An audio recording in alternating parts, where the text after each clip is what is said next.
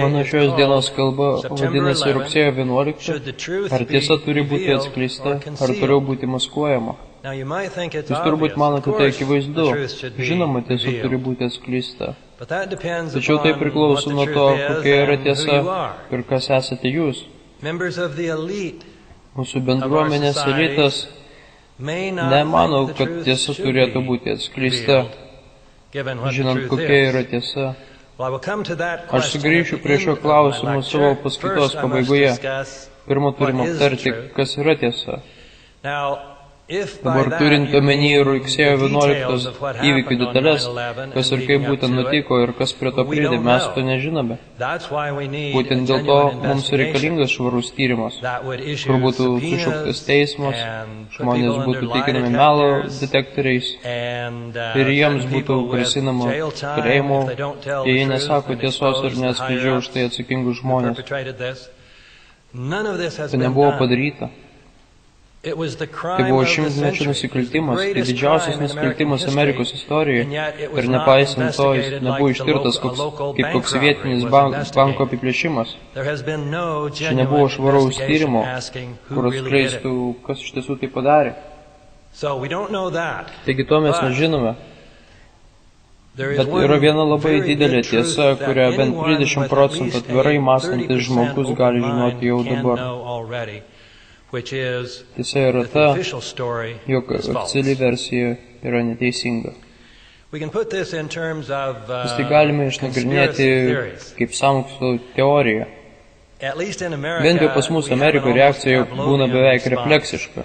Tai, kas pasako sąmokslas, mes tai atsakom, aš netikiu sąmokslo teorijom. Bet žinoma, mes visi tikim sąmokslo teorijom. Sąmokslas tai tiesiog, kai 2 ar 3 žmonės slapta sumano padaryti kažką nelegalaus. Mūsų laikraščiai kasdieną pilni įvairių teorijų apie sąmokslus. Žmonės rengiasi apiplėšti bankus. Korporacijos sumano apmulkinti savo klientus ir taip toliau. Mes esame visi sąmokslo teoretikai. Taigi būtume daug sąžiningesni, jei mes kartu su Michael Moore tiesiog pasakytume, šiaip aš ir netikiu sąmokslo teorijom, išskyrus tom, kur yra tiesa. Nepaisant to, žurnalistai ir toliau bando atbaidyti mus nuo šios frazės. Bando sumenkinti mus rugsėjo 11 tiesos judėjime kaip sąmokslo teoretikus. Ir leidžia suprasti, kad jei pasivadiname sąmokslo teoretikais, vadinasi parodėme, jog esame pamišėliai. Prezidentas Bušas pasakė tokią frazę iškart po rugsėjo 11. Jis pasakė, netoleruokite nesąmoningų sąmokslo teorijų apie rugsėjo 11 atakas. Bet ką jis turėjo omeny, sakydamas tai?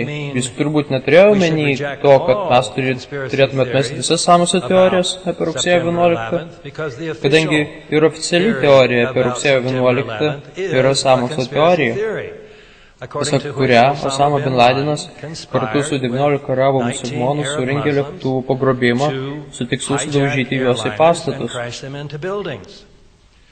Taigi jis turėjo omeny laikykitės atokiau nuo nesąmoningų sąmokslo teorijų. Bet kas skaitytųsi nesąmoningas teorija? Prie šio klausimo prieisime mokslo filosofijos terminų pagalba. Yra konkuruojančios teorijos ir turim kriterijus, padedančius nuspręsti, kuri iš jų yra gera, kuri bloga. Gera teorija būtų ta, kur neprieštrauja visiems faktams. Bloga teorija ta, kuriai prieštrauja kai kurie svarbus faktai. O nesąmoninga teorija, kokia bus ta, kuriai prieštrauja visi svarbus faktai. Ir beje, būtent tokia yra oficialiai teorija. Jūs šioje šalyje gal ir negalvojat, kad Džordžas Vašingtonas Bušas yra ypatingai subtilus žmogus, tačiau faktiškai jis labai subtiliai čia pasakė. Jūs turite atmesti oficialią versiją, kadangi ji yra nesąmoninga sąmokslo teorija. Bet aišku, joks Amerikos žurnalistas nesuprato to subtilumo.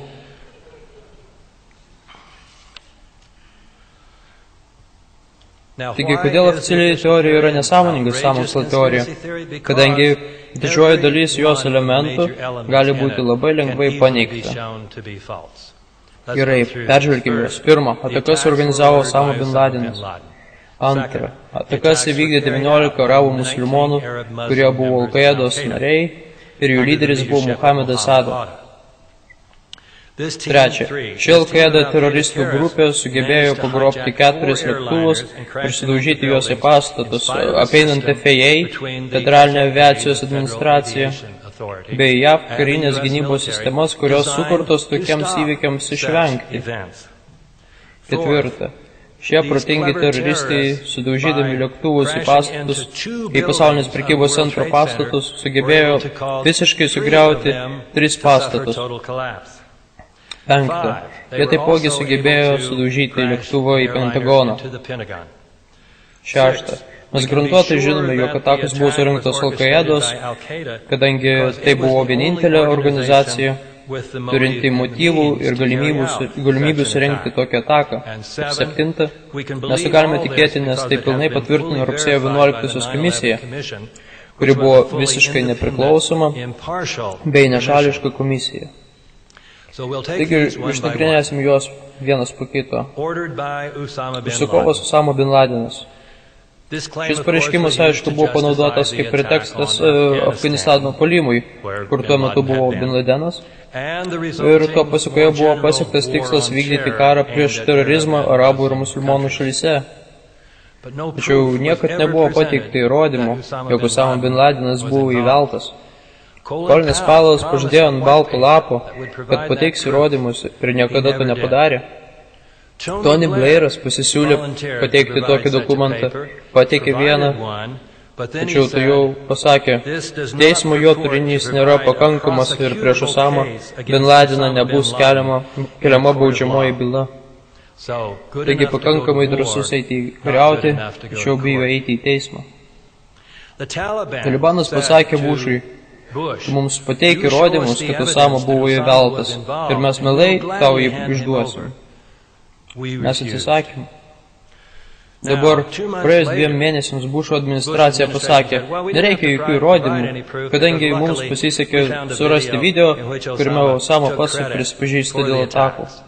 Kadangi prieš tai jis sakė, jog jis nebuvo įveltas, bet jūs galite rasti šį video per Google pavadinimu netikras bin Ladeno video ir jūs rasite jį ir pamatysite, kad vyras tame video žymiai tamsesnis, pilnesnis, turi platesnę nosį nei tikras Usama bin Ladenas.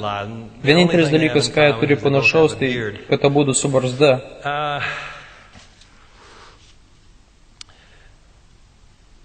2001 Liepą įvyko atsitikimas, kuris leidžia spėti, jog Usama vis dar dirbo CIA, nes jis tuo metu, žinoma, dar buvo Afganistane ir buvo prieš Sovietų sąjungą. Kadangi vienas labai gerbiamas žurnalistas pranešė, kad Usama buvo Amerikos ligoninėje Dubajuje, gydomas amerikiečių gydytojo, ir kad kol jis gulėjo ligoninėje, jį lankė vietinis CIA agentas. Galiausiai tai ne tik mūsų judėjimo nariai, kas sako, kad nėra įrodymų, jog Usama buvo įveltas. Kiek blogas yra mūsų FTB, nueikite į FTB tinklapio labiausiai ieškomų asmenų sąrašą, raskite tenais bin Ladeną, jūs rasite, kad jis kaltinamas įvairiom teroristiniam atakom, bet ne vieno žodžio apie rugsėjo 11. Edas Hasas, kuris turi tinklapį Mukraker Report, paskambino į FTB, pasiteirauti, kodėl Usamos neapkaltina už rugsėjo 11. Reksas Tumas, FTB tyrimų publikacijos viršininkas, atsakė taip. Priežastis, kodėl rugsėjo 11 nėra minima Usamo bin Ladenos nusikaltimų sąraše, ta, jog mes neturime pakankamai įrodymų, siejančių jį su rugsėjo 11. Taigi tiek pirmam punktui, eime prie antro. Atakos įvykdytos 19 arabų musulmonų. Vienas elementas šioje istorijoje tas, jog šie vyrai buvo labai dievobaimingi ir žinoma buvo pasirengę sutikti jų sutvėrėjai. Taigi ryžtis savižudybei jam būtų jokia problema. Oficialioji rugsėjo 11